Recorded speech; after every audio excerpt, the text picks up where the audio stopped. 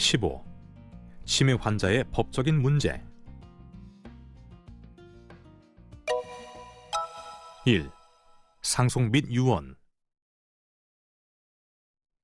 우리 사회의 고령화로 인하여 치매 환자 수가 급증하면서 치매 환자 유언과 연관된 상속 분쟁 역시 급증하고 있습니다. 과연 치매 환자의 유언은 어디까지 효력이 있는지 여부는 계속 논쟁이 되고 있으며 관련 판례 또한 상황에 따라서 엇갈리는 경우가 많아서 이해 당사자들 간에는 자주 분쟁이 일어나고 있는 실정입니다. 우선 유언에 의한 상속이 법적인 효력을 가지기 위해서는 자필 유언의 경우 원칙적으로 유언자가 의사표시를 명확히 한 유언 전문과 함께 주소, 작성일자, 성명을 자필로 작성해야 하며 그 외에 녹음에 의한 유언, 공정증서에 의한 유언, 비밀증서에 의한 유언, 구수증서에 의한 유언은 반드시 증인의 참여가 필요합니다. 치매 환자의 자필 유언의 경우 흔히 문제가 되는 것은 치매 환자 본인 필적의 진위 여부입니다. 치매 환자의 글쓰기는 인지와 운동 두 가지 차원에서 모두 문제가 발생하는데 치매 초기에는 인지기능 저하로 인하여 이중모음을 제대로 쓰지 못하거나 맞춤법이 어긋나는 경우가 종종 있으며 말기로 갈수록 운동 능력도 떨어져 글씨 크기의 변화가 나타나고 글씨체가 심하게 떨리거나 망가지게 됩니다.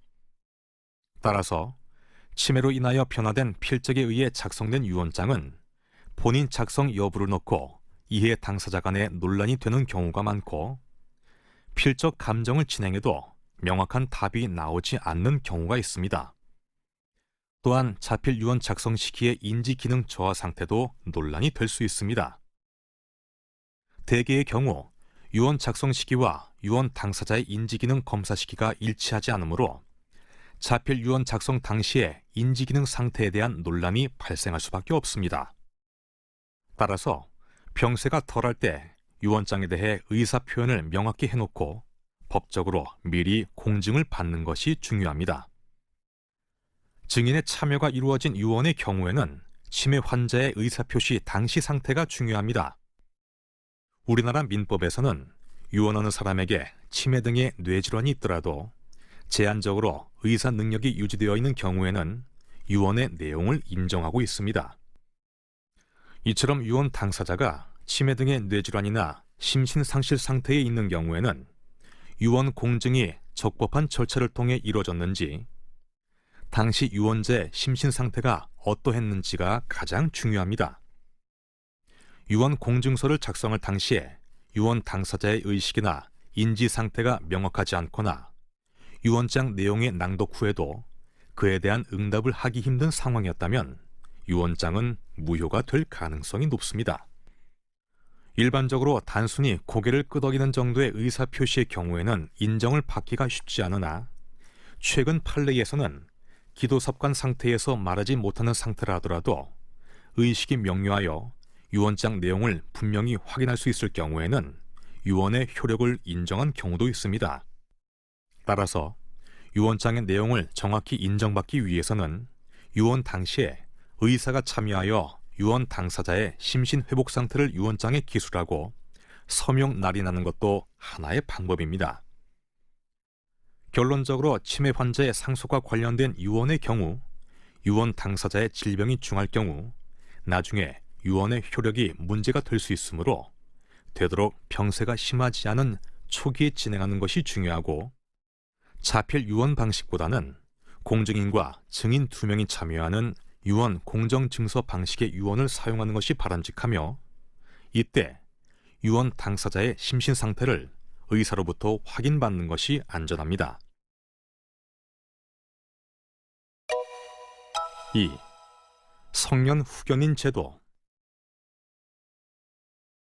성년 후견 제도는 장애, 질병, 노령 등으로 인해 도움이 필요한 성인에게 가정법원의 결정 또는 후견 계약으로 선임된 후견인이 재산 관리 및 일상생활에 관한 보호와 지원을 제공하기 위한 제도입니다.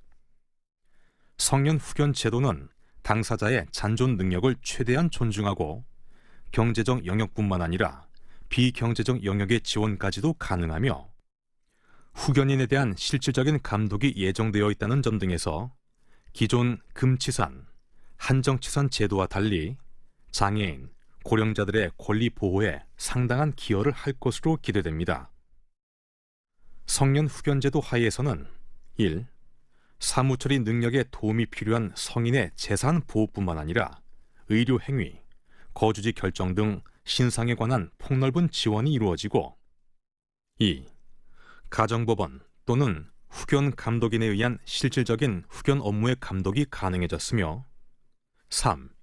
후견과 관련한 별도의 등기 제도를 운영하여 후견인 선임 여부에 대한 개인정보도 보호됩니다.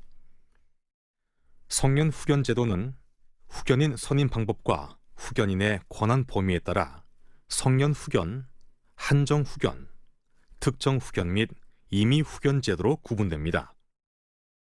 성년 후견은 질병, 장애, 노령, 그 밖의 사유로 인한 정신적 제약으로 사무를 처리할 능력이 전반적이고 지속적으로 결여된 성인이 가정법원의 후견 개시 심판으로 선임된 후견인의 지원을 통해 보호를 받는 제도이며 이때 후견인은 전면적 대리권 및 동의권, 취소권을 갖게 되는 제도입니다. 한정 후견의 경우에는 정신적 제약으로 사무를 처리할 능력이 지속적으로 결여되었지만 어느 정도 잔존 능력이 있을 때 후견인이 제한적 대리권 및 동의권, 취소권을 갖게 되는 제도입니다. 특정 후견은 질병, 장애, 노령, 그 밖의 사유로 인한 정신적 제약으로 사무를 처리할 능력이 일시적으로 결여된 경우에 후견인이 일시적 사안, 특정 사안에 대해서 대리권 및 동의권, 취소권을 갖게 됩니다. 특정 후견은 피특정 후견인의 법률 행위 능력에는 아무런 제한도 없다는 점이 성년 후견과 한정 후견과 다른 점이고 또한 한정 후견보다 정신적 제약이 미약한 사람에게 특정 후견을 하는 것이 아니라 성년 후견이나 한정 후견이 가능하더라도 이와는 별도로 일시적이거나 특정적인 부분적 후견 서비스를 제공하는 제도입니다. 임의 후견은 후견 계약에 의한 후견을 말하는 것으로 일반 성인이 질병, 장애, 노령, 그 밖의 사유로 인한 정신적 제약으로 사무를 처리할 능력이 부족한 상황에 있거나 부족하게 될 상황에 대비하여 자신의 재산 관리 및 신상 보호에 관한 사무의 전부 또는 일부를 미리 다른 자에게 스스로 위탁하고 그 위탁 사무에 관해 대리권을 수여하는 계약을 체결하여 그 계약으로 선임한 후견인으로부터 재산 관리 및 일상생활과 관련된 사무에 대해 보호와 지원을 제공받는 제도입니다. 성년 후견 제도는 본인, 배우자, 사촌 이내의 친족, 미성년 후견인, 미성년 후견 감독인, 한정 후견인, 한정 후견 감독인, 특정 후견인, 특정 후견 감독인, 검사 또는 지방자치단체의 장이 청구할 수 있으며 성년 후견을 받는 사람의 주소지 가정법원 및 가정법원 지원에서 관할합니다. 치매 환자를 모시고 있는 보호자들의 경우에는 치매 환자의 증상 정도에 따라 후견 형태를 선정해서 성년 후견인 제도를 청구할 수 있으나 치매 환자라 하더라도 일정 부분 인지 기능이 잔존해 있는 경우가 대부분이므로 대개의 경우 한정 후견이나 특정 후견을 청구하게 됩니다. 또한 장래에 고령이나 치매 등의 문제로 발생할 문제를 미연에 방지하고자 임의 후견을 미리 청구해서 후견의 범위를 명확하게 하는 것도 노후 준비에 도움이 될 것입니다. 성년 후견 제도에 대해서 자세한 내용을 알고 싶으시면 법제처에 찾기 쉬운 생활법령 정보 혹은 이 후견 종합 정보 시스템을 참고하시면 됩니다. 3. 치매 환자와 연관된 범죄 또는 치매 환자 학대 문제. 치매 환자와 연관된 범죄. 치매 환자와 연관된 범죄 뉴스가 가끔씩 사회적 문제가 되는 경우가 있습니다. 치매 환자의 경우 인지기능 장애로 인하여 사회적 판단 능력이 떨어지고 이상행동 장애를 동반하는 경우가 많으므로 치매와 노인 범죄와의 상관관계는 항상 주의가 필요합니다. 외국의 한 연구에 따르면 치매센터를 방문한 환자 2,397명 중 약 8.5% 204명이 각종 위법 행위를 저지른 것을 확인하였고, 범죄 유형은 음주운전, 절도, 노상방뇨, 가택침입, 성추행 등 다양하였습니다. 범죄와 연관되어 가장 흔하게 나타난 치매는 전두측두엽 치매로 전체의 절반 이상을 차지하였고, 헌팅톤병 20%, 알츠하이머병 치매 7.7%가 그 뒤를 이었습니다. 우리 사회에서 최근 논란이 된 치매 환자의 범죄로는 치매 환자의 방어로 인하여 발생한 전남 장성의 요양병원 화재 사건과 경기도의 한 요양보호시설에서 일어난 치매 환자의 살인 사건입니다. 두 사건 모두 치매 환자의 범죄로 인하여 희생자가 발생한 사건이라는 공통점이 있지만, 공교롭게도 치매 환자에 대한 법적인 판단은 서로 엇갈렸습니다. 장성 요양병원 화재 사건의 경우 치매를 앓고 있다는 심신상실의 주장을 받아들이지 않고 징역 20년형을 선고하였으나, 경기도 요양보호시설의 살인 사건의 경우 이를 받아들여서 무죄 선고와 함께 치료 감호를 선고하였습니다.